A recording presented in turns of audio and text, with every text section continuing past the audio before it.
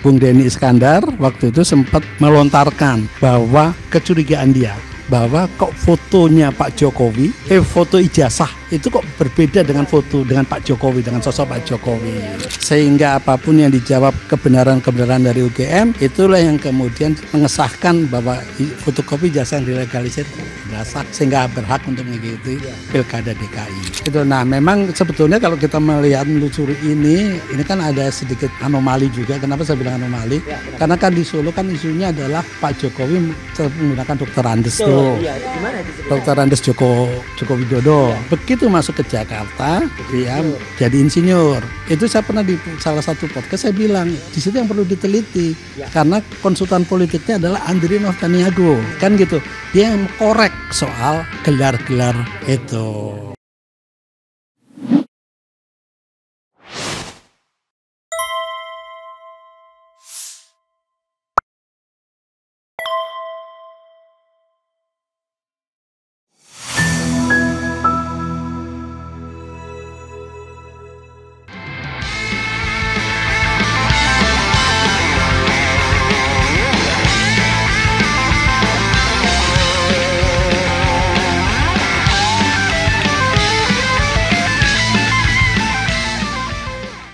Assalamualaikum warahmatullahi wabarakatuh, sobat RH sekalian. Jumpa lagi kita di channel yang keren ini, keren cerdas. Ya, sobat RH sekalian, seperti biasanya ya, formasi RRT masih mode on. Tapi R1-nya Refli ya. Jadi kita dapat tamu, jadi langsung dikeroyok oleh 3 hostnya ya. Ini host, wakil host juga ya. The one, the only Mas Roy Suryo. Assalamualaikum warahmatullahi wabarakatuh, Mas Roy. Oke. Kemudian kedua Dr. Tiva ya, the one and the only juga. Assalamualaikum warahmatullahi wabarakatuh. Oke. Nah, kita punya tamu khusus. Jadi beliau adalah nama-nama yang pernah disebut soal ijazah Jokowi. Entah apa perannya atau informasinya nanti akan kita dengar sendiri. Jadi nama itu kan kalau Anda ingat sobat era sekalian, ada Denny Iskandar. Yang kata Bitor bukan Denny tapi Dani Iskandar. Ada Indra, ada Widodo, ada Sigit Widiawan, ada Eko Sulistyo, ada Anggit Nugroho. Nah, ini ada nama yang kelihatannya tidak terlalu menonjol karena satu nama aja, Yulianto. Oke. Assalamualaikum warahmatullahi wabarakatuh, bro. Waalaikumsalam. Oh, nggak apa-apa ya, ini masih di saya soalnya. Waalaikumsalamnya belum terdengar. Jadi sahabat sekalian, sebelum ke Mas Yulianto ya, saya ingin Mas Roy dan Dr. Tiva, silakan siapa duluan untuk remind lagi konteks Yulianto ini, Mas Yulianto ini, karena konteksnya itu 2012 ketika DKI mau DKI 1 Joko Widodo, dan kita kemarin sudah ke KPU DKI dan ternyata fotokopi ijazahnya seperti yang diberikan KPU pusat. Betul.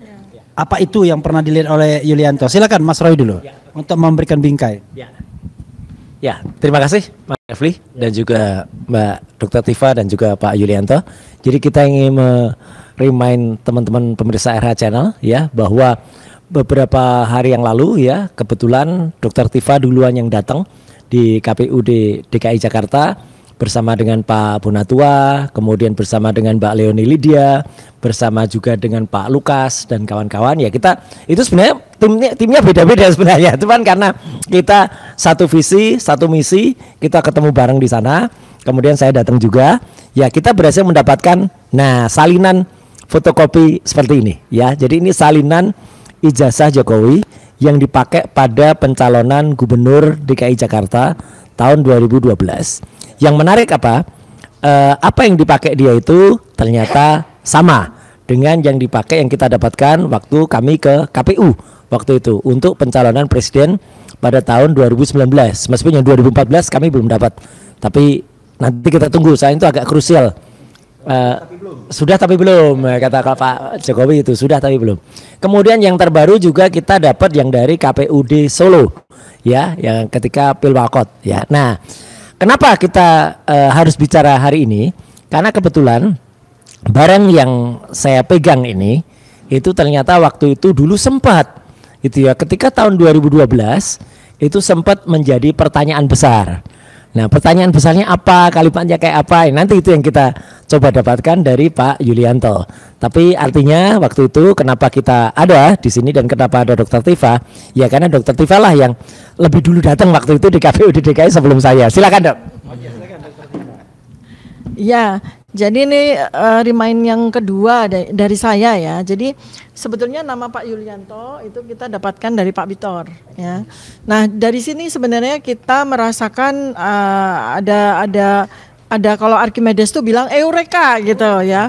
Ya, eureka nih ya. Akhirnya kita berhasil dapatkan apa? Dapatkan data-data yang melengkapi dari penelitian kami yang sudah kami bukukan dalam buku Jokowi's White Paper. Artinya memang setelah kami juga dapat spesimen salinan ijazah ini fotokopi ya ini ada confirm bahwa memang ijazah yang sudah kami teliti secara valid dengan metodologi riset yang ketat, argumentasinya yang ketat, itu memang palsu, dan kemudian ternyata ijazah yang sama itu yang dimasukkan oleh Joko Widodo ke KPU pusat, kemudian ke KPU di Jakarta ya. Artinya sebetulnya mengkonfirmasi juga dengan apa yang disampaikan oleh Pak Bitor. Nah, sekarang ini nama-nama itu kan ingin sekali kita temui ya. Nama-nama yang disebutkan Pak Bitor tuh satu demi satu ingin sekali kita bisa dapatkan, karena itu adalah data primer yang melengkapi dari apa yang menjadi argumentasi kami gitu kan. Yang nama-namanya tadi sudah disebutkan oleh Bang Refli. Jadi ini kan kita sekarang ketemu Pak Yulianto nih, kita anggap sebagai salah satu saksi mahkota nih kan. Makanya kita sebagian dari apa yang disampaikan oleh Pak Bitor harus kita konfirmasi ke Pak Yulianto ya. Nah, jadi yang jelas adalah Pak Bitor itu sangat berani ya, dalam arti sangat berani mempertanggungjawabkan apa yang disampaikan, bahwa ijazah ini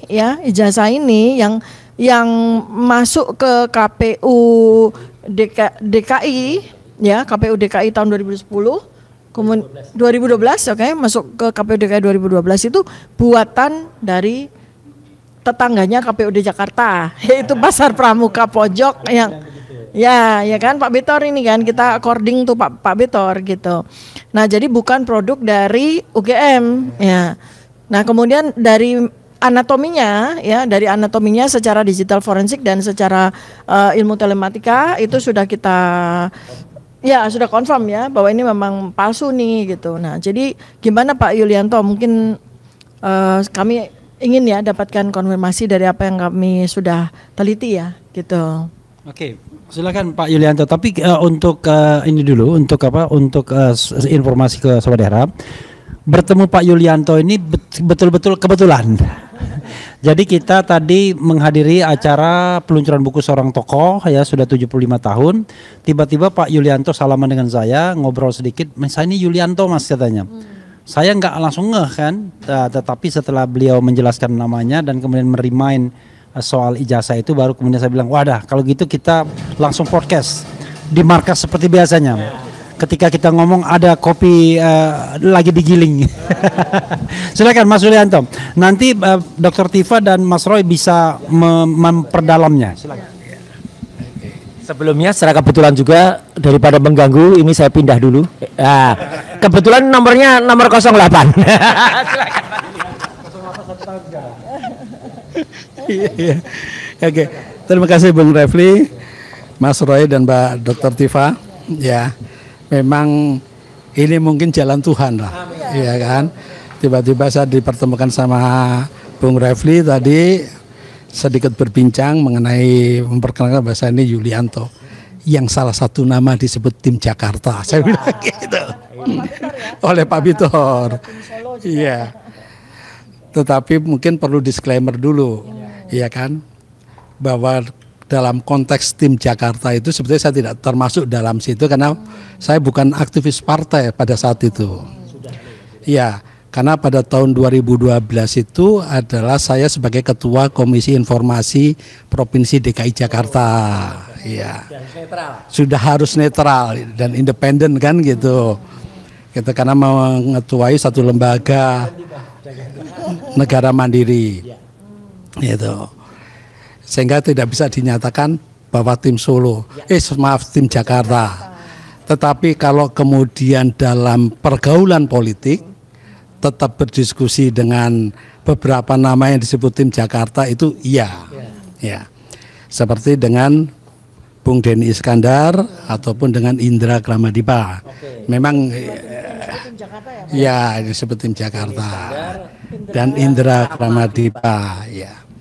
Dan memang kalau Denny Iskandar itu memang waktu itu menjadi pengurus partai DPD DKI Jakarta. Indra itu aktivis tapi kemudian dia masuk dalam ring satu yang kemana-mana Pak Jokowi berjalan dia harus mendampingi oleh Pak Jokowi itu. Itulah disclaimer pertama saya. Iya. Ordal. Nah, berkaitan dengan ijazah Pak Jokowi yang kemudian diduga palsu, itu memang menarik karena waktu itu Bung Pitor ngajakin saya bertemu di tempatnya Mas Eros di GBN, Eros Jarot. Begitu ketemu langsung ditanya, Mas Eros capek-capek kita cari pembuat ijazah ternyata Yulianto, nah gitu. Bener kayak itu Pak? Iya. Waduh, langsung saya enggak gitu karena saya posisi 2012. Iya. Langsung selesai. 2012 saya ketua komisi informasi sehingga saya enggak boleh gitu benar. Nah, memang tetapi dari perbincangan ini makalah kenapa di beberapa pemberitaan tersebutlah seperti ya apa yang sudah diberitakan itu seperti sekretariat yang di Menteng katanya kan gitu, seperti itu di Cikini 69 gitu. Dan memang kita selalu berdiskusi. Diskusi-diskusi dalam konteks pemenangan itu selain tim secara khusus mungkinnya tim Pak Jokowi secara resmi ada di Jalan Borobudur 22, tetapi juga secara informal di beberapa tempat, salah satunya yaitu di Cikini 69. Itu di mana kita berdiskusi juga bagaimana mengupayakan agar Pak Jokowi bisa menjadi gubernur DKI pada tahun 2012. Itulah dalam konteks seperti itu. Gitu. Nah, kemudian berkaitan dengan soal ijazah ini memang sempat waktu itu menarik karena Bung Denny Iskandar waktu itu sempat melontarkan bahwa kecurigaan dia bahwa kok fotonya Pak Jokowi, foto ijazah itu kok berbeda dengan foto dengan Pak Jokowi, dengan sosok Pak Jokowi. Iya, itu beda dengan itu sempat. Itu Denny, iya. Itu tidak menunjukkan kertasnya. Iya, foto-foto ini, iya. Gitu. Ya, memang diinformasikan oleh Denny bahwa waktu itu mereka terima berkas dari Solo, ijazahnya sudah dilegalisir dan kemudian dibawalah ijazah tersebut didaftarkan di KPUD. KPUD. Nah, perjalanan berikutnya KPUD. Waktu sebentar, Pak. Ketika ada yang cerita kalau ada yang cerita fotonya beda gitu, sempat nggak Pak Yulianto atau siapa mempermasalahkan ini diteliti dulu fotonya gitu, ya nggak? Nggak ada, nggak ada yang sebut karena waktu itu kan ya memang momentum yang sangat pas lah. Kenapa saya bilang momentum sangat pas? Karena waktu itu di hasil Rakerdasus DKI dalam konteks pemilihan gubernur, calon untuk menetapkan calon-calon yang waktu itu udah pada mundurkan diri, hanya tinggal satu-satunya itu Pak Jokowi. Ya. Gitu. Itulah mau nggak mau sehingga tidak ada yang mempersoalkan soal perbedaan antara foto dengan sosok yang ada. Gitu. Tapi nggak sampai mempersoalkan ini. Kenapa fotonya udah beda, kemudian fotonya juga capnya di bawah foto gitu, nggak ada? Waktu itu nggak ada. Yang penting udah ada legalisirnya gitu ya. Waktu itu RRT belum lahir. Kita masih main. Ya lanjut Pak. Iya, dan RRT belum. Nah, dan memang kita semua waktu itu nggak concern lah terhadap persoalannya. Yang penting ada legalisir, memenuhi persyaratan bisa didaftarkan. Kemudian langkah selanjutnya KPU DKI waktu itu Yuri Ardiantoro selaku ketua membentuk tim verifikasi faktual berangkat ke Jogja. Nah ini cerita Denny ya, ini jadi berangkat ke Jogja ke UGM, verifikasi ke UGM. Jadi timnya itu ada Denny diketuai oleh Yuri Ardiantoro dan kemudian ada dari Gerindra si Sarif kalau nggak salah. Oke, ya, iya kan? Itu datang ke UGM. kemudian tanya mengenai keabsahan daripada fotokopi ijazah yang ada, yang sudah dilegalisir itu. Nah kalau ceritanya Denny adalah, kan kalau di UGM itu untuk verifikasi ijazah itu kan cuma ngadepnya staf sama staf BKAK, kemudian dengan komputer ditanya apakah benar bahwa ada nama Joko Widodo sebagai mahasiswa Universitas Fakultas Kehutanan UGM pada tahun sekian, benar. Nomor induknya sekian, betul. Kemudian lulus dengan IPK sekian 2,9 atau berapa kata Denny. Iya. Seperti itulah yang disampaikan. Nah, tetapi kan narasinya Denny. Tapi Denny kemudian tapi kan nggak ada pertanyaan. Kok fotonya beda yuk antara Joko Widodo dengan orangnya? Kan itu nggak ada pertanyaan seperti itu gitu. Sehingga apapun yang dijawab kebenaran-kebenaran dari UGM, itulah yang kemudian mengesahkan bahwa fotokopi jasa yang dilegalisir adalah sah, sehingga berhak untuk mengikuti Pilkada DKI 2012. Iya. Enggak, saya pikir itu dulu aja, nanti biar di. Nih, saya akan memperdalam ya. Pertama, apa yang dikatakan Denny Iskandar itu dalam konteks yang dulu, bukan konteks sekarang. Konteks yang 2012. Jadi omongan 2012 itu bahwa enggak, kalau yang seperti yang tadi saya sampaikan itu ketika sudah ramai. Oh, iki jenengi post factum. Iya, makanya perlu. Iya. Oh, oke. Ini bentar, karena saya khawatir nggak masuk itu. Jadi diulangin ya. Jadi pertanyaan saya dicatat-catat mungkin. Diingat. Apa yang disampaikan oleh Mas Yulianto tadi, cerita Denny Iskandar itu kapan? Apakah konteksnya 2012, apakah konteksnya yang baru ini? Cerita bahwa Yuri Ardhantoro dan bikin tim verifikasi dan lain sebagainya itu cerita kapan? Dan yang kedua adalah ada nggak spill bisik-bisik bahwa ini ijazahnya nggak jelas, atau dari mana ijazah ini kemudian muncul pada waktu itu? Itu dua pertanyaan. Jawab dulu, nanti Mas Roy, Dr. Tifa silakan.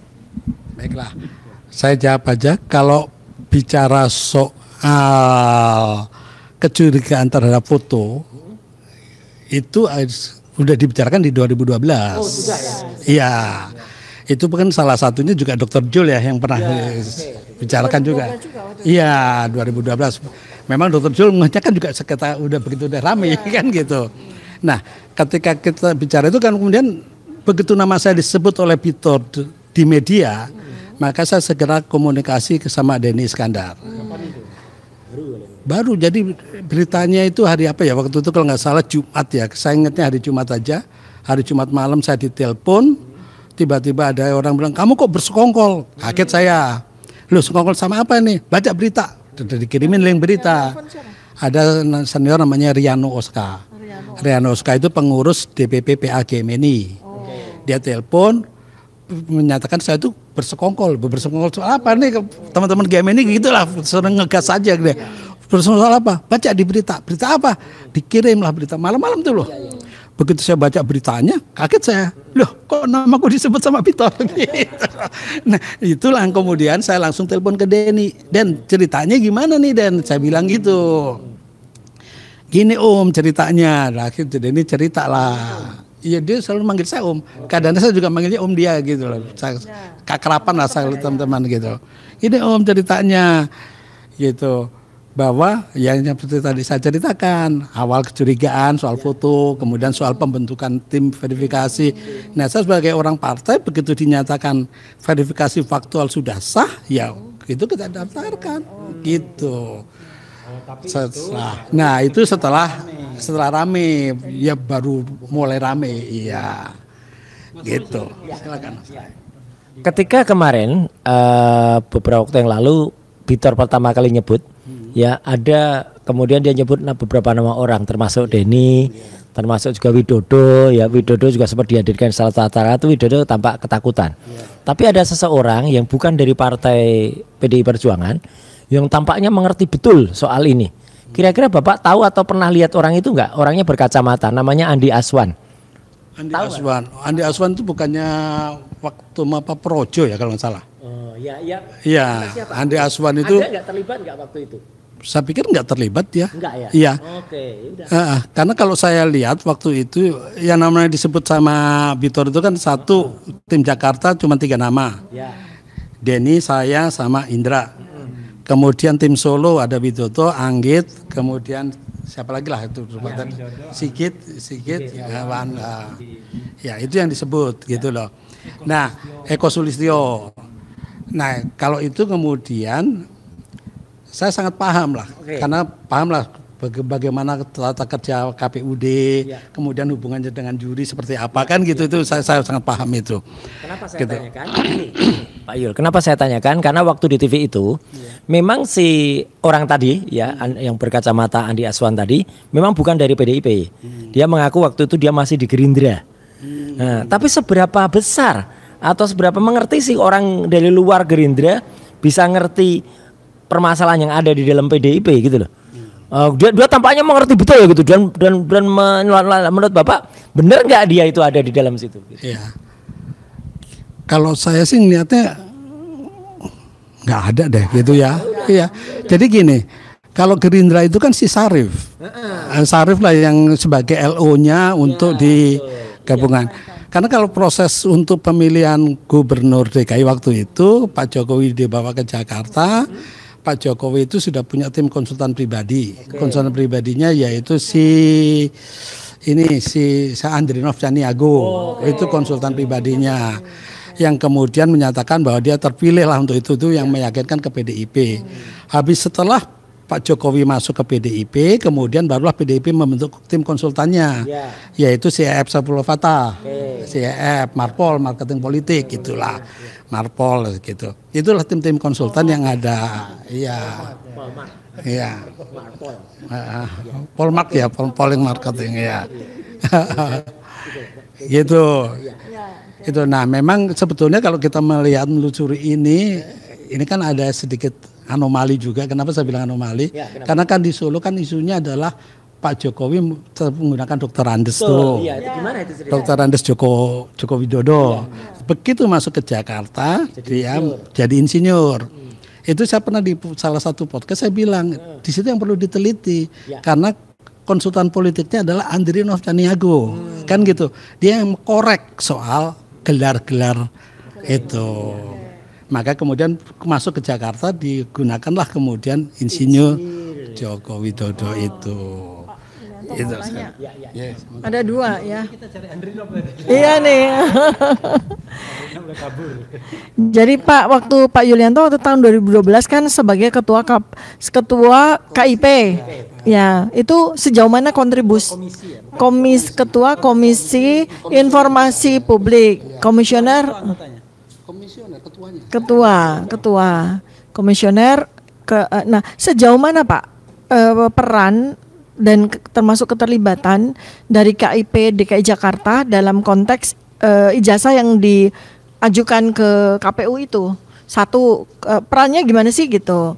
Kemudian yang kedua itu apa yang bisa kita minta atau bukan kita tuntut sih ya, kita minta lah ke KIP Jakarta sesuai dengan apa yang sudah kami teliti bahwa ijazah ini palsu loh. Jadi KIP itu gimana tuh menindaklanjuti apa? Jadi gini, respon dan kemudian tindak lanjut ya dari KIP bukan KP 22 ya pokoknya KIP lah sebagai institusi itu kepada fakta secara saintifik bahwa ijazah ini palsu loh gitu. Silakan Pak. Kalau bicara peran KIP dalam kontes Pilkada DKI 2012 tidak ada. Nggak ada sama sekali. Itu kan memang wilayahnya KPUD gitu. Kalau KIP ini kan lebih sebagai lembaga yang menangani pengaduan sengketa informasi publik. Ya, jadi kalau dari Dr. Tifa ini kemudian meminta informasi kepada KPUD DKI soal data-data tidak diberi, bisa ke KIP untuk mengadukan sebagai sengketa. Nanti di KPID akan membentuk, di Komisi Informasi itu akan membentuk tim mahkamah untuk menangani kasus tersebut. Ya, ini gitu. mumpung saya ingat, Jadi Pak, ini kan kami juga sudah berpikir untuk kami sengketakan. Karena KPU itu sama ini. Jadi KPU pusat dengan KPUD Jakarta itu kan sama memberikan memberikan spesimen seperti ini, tapi ada beberapa 11 item itu yang ditutupi gitu kan seharusnya kan nggak perlu. Nah ini uji konsekuensinya. Ya apa kui ya jadi ini kan adalah kewajiban ya dari KPU maupun KPUD kan untuk memberikan spesimen ini, dan sudah ditunaikan kewajiban itu. Kewajiban sudah ditunaikan sih Pak. Tapi kenapa 11 item ini mesti mereka tutupi? Nah ini yang kemudian kami pikirkan untuk kami sengketakan. Gimana Pak Yulianto? Baik, memang harus disengketakan. Kenapa? Karena bagaimanapun juga ini adalah jabatan publik. Ya, gubernur adalah jabatan publik. Publik harus memahami latar belakang maupun track record daripada calon pejabat publik itu tersebut. Kemudian berkaitan dengan informasi yang dirahasiakan, itu seperti pasal 17, ya kan? Itu memang harus ada melakukan uji konsekuensi. Ya. Tetapi kalau saya melihat beberapa item yang katanya ditutup, ini kan sebenarnya milik publik juga. Begitu ijazah ini dimunculkan sudah milik publik, udah tidak perlu ada uji konsekuensi lagi. Ya monggo aja silakan, memang harus disengketakan kalau saya gitu. Jadi pastinya sengketanya kalau KPUD atau KPU Jakarta ke Komisi Informasi Daerah ya. Kalau KPU pusat ke pusat. Oke. Silakan Mas Roy atau dokter mau.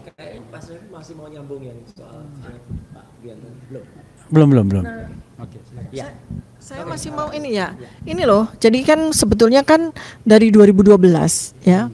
Belum ada digital forensik seperti kita. RRT belum lahir nih. Kita juga belum, saya sendiri juga belum. Ya, saya belum melakukan penelitian saya tentang perilaku gitu kan. Belum ketahuan kan. Kita semua belum kenal Joko Widodo itu seperti apa gitu.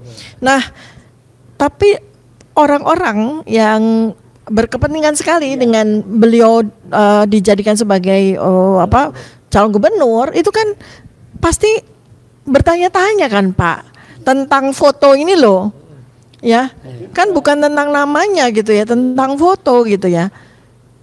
Orang yang datang ucuk-ucuk dari Solo ke Jakarta itu kan bukan orang ini gitu kan, ya nggak sih? Ya kan orang yang diusung mau diantar pakai SMK apa enggak sih Pak Mas itu saya yang tapi orangnya naik pesawat ternyata ya. Nah itu kan orangnya bukan ini gitu loh. Ya kan jelas bukan ini orangnya. Kita belum melakukan uji digital forensik. Ya kan bukan orang ini gitu. Kelihatan ya secara Oh kelihatan lah coba deh. Kan kelihatan secara kasat mata bahwa orang itu tuh bukan ini gitu kan. Ini nggak usah pakai ilmu saya Pak. Pakai anatomi, fisiognomi, nggak usah, kita lihat aja gitu. Itu gimana?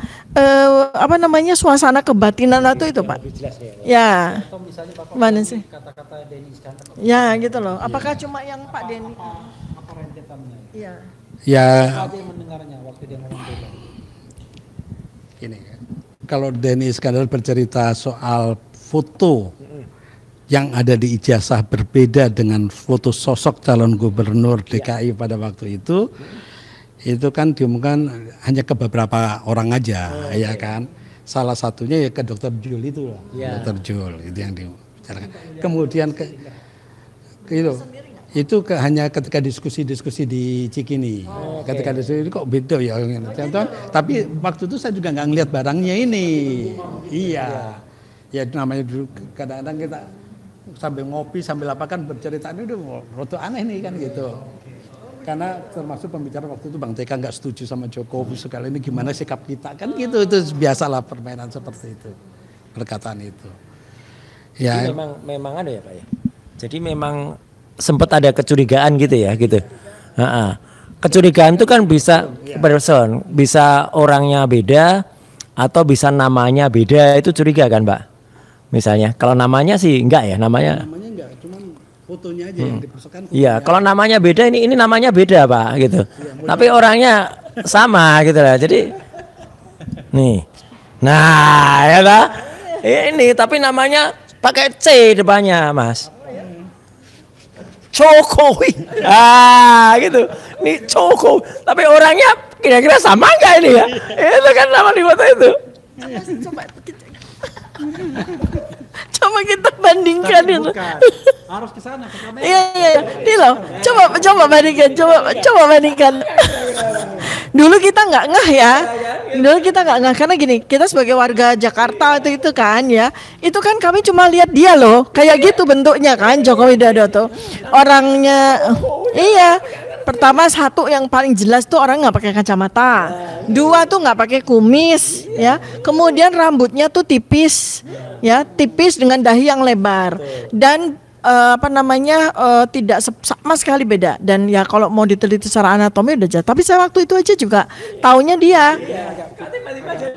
Bibirnya ya bukan tebal seperti ini gitu. Nah, tidak ya. Nah, sekarang foto yang dipakai sama dia, foto ijazah yang dipakai sama dia daftar jadi gubernur, ini kan bukan dia gitu loh. Satu, kacamata, ya kan?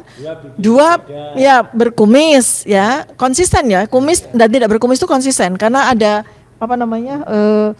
pertumbuhan rambut itu yang beda gitu ya. Kemudian bibirnya tebal, ini nih, maaf ya giginya agak maju, ya kan? Ini enggak, yang itu enggak tuh. Ya dari situ aja kan ini bukan orang yang sama loh. Iya, cuma kita sebagai rakyat biasa waktu itu nggak pernah lihat ini. Iya, nggak pernah lihat ini. Makanya mata kita sebagai peneliti pada saat sudah rame Bambang Tri tahun 2017 ya kita terbelalak. Loh, ijazahnya ini toh. Berarti orangnya beda. Nah, disitulah kemudian jadilah itu. Ada yang mau ada cerita lain lagi nggak, Pak? Nah, tapi ini jadinya ntar opini lagi kan. Oh, Iya. Iya, fakta yang itu. 2012 maupun fakta yang muncul kemudian. Nah, kalau yang 2012 kan sudah seperti itu. Yang kemudian rame lagi itu adalah kemudian bahwa foto ini kan dipergunakan bukan hanya di ijazah. Oke, ada waktu Iya kan? cerita itu ada ya? Oh, kalau waktu itu belum ada cerita. Ini nih cerita post factum ini. Oh iya, Pak. Berkembangnya kan gitu. Ternyata kan foto ini ada di surat nikah, ada di ijazah SMA kalau nggak salah gitu. Itu yang cerita yang perkembangan yang ada. Nah, makanya karena tadi nggak boleh soal beropini ya, kemudian saya nggak berani lah mengungkapkan. Gitu. Oke, baik, terima kasih. Mas Roy, ada informasi nggak bahwa foto ini digunakan untuk dokumen lainnya? Ya, itu memang juga sekarang berkembang ya. Kalau yang berkembang sekarang, tapi harus kita teliti lagi, Mas Refli. Itu terakhir tuh ada anaknya orang namanya Dumatno Budi Utomo, ya Kedut Budi Utomo itu ya, Dumatno Budi Utomo itu ketika lihat foto ini, anaknya ini ya, anaknya langsung bilang, itu foto bapak saya ketika lulus dulu gitu. Nah itu ya. Konteksnya ngomong ketika ini sudah ribut, ketika sekarang sudah rame. Anaknya si Rustam Effendi, ya anak TPUA, ya. Bang Rustam Effendi TPUA itu putranya beliau itu berteman dengan putranya Dumatno. Nah, putranya Dumatno itu yang bilang ini foto bapak saya. Foto bapak saya gitu, Dumatno Budi Utomo, ya atau Pak Gede. Ya, artinya kan seharusnya kalau Pak Rustam Effendi itu salah, harusnya kan pihak Dumatno segera mengklarifikasi atau pihak Joko Widodo segera mengklarifikasi. Ini kan yang aneh adalah konsistensi tidak pernah mengklarifikasi. Itu kan yang aneh itu. Tiba-tiba lapor. Silakan. Kalau udah ketemu juga sama Mas Rustam. Oh iya. Apalagi Pak yang diomongin? Tapi enggak, kalau waktu itu masih awal-awal aja. Ya ketemu sama Mas Rustam, ya berkenalan. Saya termasuk orang yang dihebohkan oleh Bitor gitu kan itu. Ya konteks itu aja. Kemudian menjelaskan soal yang tadi seperti saya sampaikan gitu sama ke Mas Rustam. Itu aja. Baik. Oke, siap. Ya, saudara sekalian, itu ya tadi kita berusaha menggali fakta-fakta yang sesungguhnya, konteksnya 2012 dan kita sudah tahu bahwa ijazahnya sama dengan yang di KPU Pusat untuk konteks 2019. Yang belum 2014. 2014 belum, sama 2005 juga belum. Yang paling krusial sebenarnya 2005 dan 2010. Karena itu yang di Solo, siapa tahu jangan-jangan bukan ijazah itu yang diserahkan. Ada penjelasan nih tentang. Jadi beberapa hari yang lalu tim kami, tim pencari fakta RT plus R plus T 3R 2T ya, itu tim TPF di Solo itu diwakili oleh Pak Dr. Muhammad Taufik dengan Pak Andika Dian Sarjana Hukum, itu sudah bertemu dengan KPU di Solo dan sudah diberikan spesimen. Ya, spesimennya sama dengan ini yang dipakai oleh 2010. Nah, sekarang yang masih alot itu yang 2005. Tapi sebetulnya kami nggak akan surprise kalau misalnya ternyata yang 2005 juga ini gitu.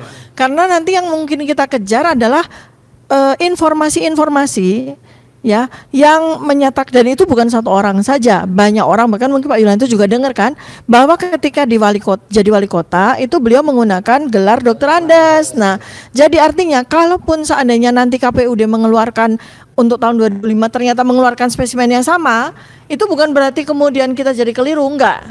Ya, enggak, sama aja, ini palsu semua, berarti artinya konsisten yang dipakai.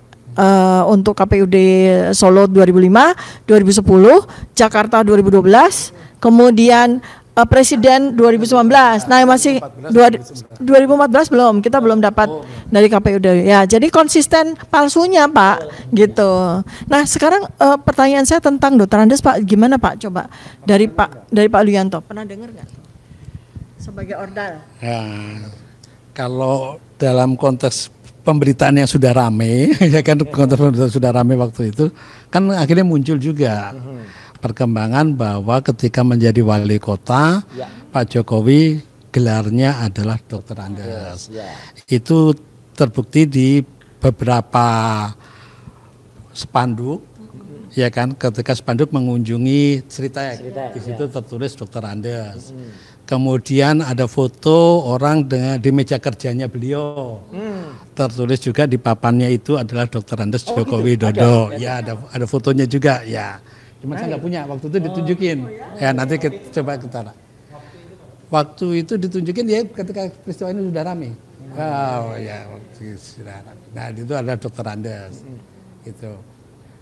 Nah, itu kan menariknya di situ. Nah, kemudian bergeser ke Jakarta menjadi insinyur. Mungkin ya ada sedikit fakta dan sedikit opini lah ya. Gitu. Nah, disinilah kemudian saya bicarakan yang bisa mengetahui persoalan itu adalah Andrinov. Kenapa? Karena Andrinov adalah konsultan pribadinya Pak Jokowi.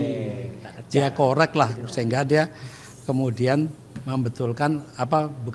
mengkoreksi mengkoreksi gelar dari insinyur menjadi Dr. Andes menjadi insinyur itu. Nah, kemudian dalam konteks verifikasi faktual kan di DKI dibentuk oleh Yuri Diantoro itu selaku ketua KPU waktu itu dengan tim Denny Iskandar masuk, kemudian si Sarif itu juga masuk. Itu berkunjung ke UGM yang seperti tadi saya ceritakan itu.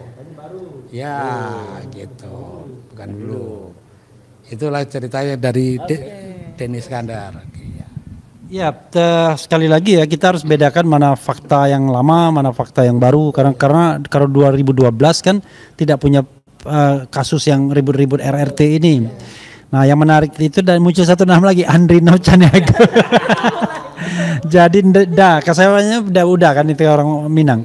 Dan Andrinov ya siap-siap kita tanya ya, tapi yang jujur.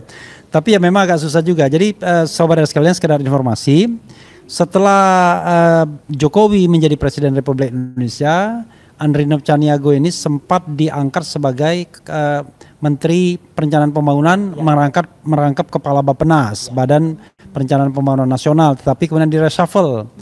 Setelah direshuffle, dia menjadi Komisaris Utama di Angkasa Pura, ya kalau nggak salah. Setelah itu pindah yang lebih hebat lagi, yaitu Komisaris Utama BRI. Setelah zamannya Jokowi periode yang kedua, ya Kartiko Wiryadmojo jadi ini, ya dia digantikan Kartiko. Kemudian dia menjadi wakil Komisaris Utama di Mandiri. Jadi itulah sekarang sepertinya sudah selesai karena udah 10 tahun kan. Saya nggak tahu kalau orang yang sudah kekenyangan ini apakah akan ngomong apa enggak. Nah, sorry ya gitu ya. Tapi apapun itu kita terus cari kebenarannya ya. Jadi terima kasih Mas Yulianto. Giliran closing statement mungkin dari Mas Roy, Mas Yuli dan kemudian Dr. Tifa, silakan. Baik, jadi hari ini kita bukan tidak selesai-selesai, memang selalu ada perkembangan, selalu ada hal baru, selalu dibukakan oleh Tuhan Yang Maha Kuasa, oleh Allah Subhanahu wa taala, orang-orang yang kemudian bicara apa ada. Pak Yulianto ini ketemu tidak secara tidak kita atur. Kebetulan ada pada saat launching buku salah seorang tokoh publik ya, kita nggak perlu nyebut namanya Pak Eros gitu, nggak perlu ya. Jangan sebut saya ya gitu. Nah gitu. Terus kemudian kebetulan saya juga pakai kaos ini ya, kebetulan aja gitu loh, pakai kaos ini aku kebetulan ngobrolnya ya ini gitu ya. Itu kira-kira. Makasih. Ya. Ya kalau saya kan sebagai orang yang terserempet gitu, menginginkan agar kasus ijazah ini benar-benar bisa selesai tuntas dan kemudian ke depan kita memilih pemimpin itu berdasarkan track record yang baik. Saya pikir itu aja. Terima kasih. Ya, saya ingin menambahkan ya bahwa tidak ada yang kebetulan. Ini semua adalah kehendaknya Allah Subhanahu wa taala.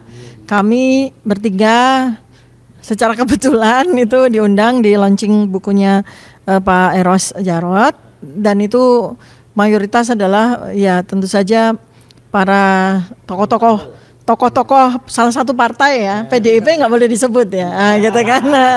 Dan kalau kami tadi melihat dari suasana batin ya, dari apa yang disampaikan oleh para tokoh tersebut di acara tersebut, ya memang semua mendukung RRT gitu ya, karena nama kami diulang-ulang terus di panggung gitu. Ya, dan ya semua orang appreciate, dan termasuk Pak Yulianto juga, kenapa bisa langsung ketemu dengan Bang RH gitu ya. Jadi ini semua adalah tidak kita cari, semua itu datang sendiri, menemui kami, menghampiri kami sebagai peneliti, dan itu semua kita hikmati sebagai cara Allah untuk membantu para pejuang penegak kebenaran ini, termasuk juga Pak Yulianto ya. Jadi mungkin bisa terus membantu kami juga di dalam memberikan jawaban final kepada seluruh rakyat Indonesia terkait dengan polemik ijazah Joko Widodo ini ya. Oke, jadi saudara sekalian, kenapa bertemu Pak Yulianto? Karena saya tidak memilih duduk dekat Mas Roy dan Dr. Tifa. Karena kalau memilih di VIP itu, VVIP ya, very very important person, nggak ketemu saya sama Mas Yulianto. Karena saya duduk di kelas tribun, dapat makan tapi tidak disentuh. Ya, jadi kita bertemu dan terima kasih Mas Pak Yulianto ya. Mudah-mudahan nanti nama-nama yang disebut juga mau memberikan testimoninya. Wassalamualaikum warahmatullahi wabarakatuh. Keren cadas.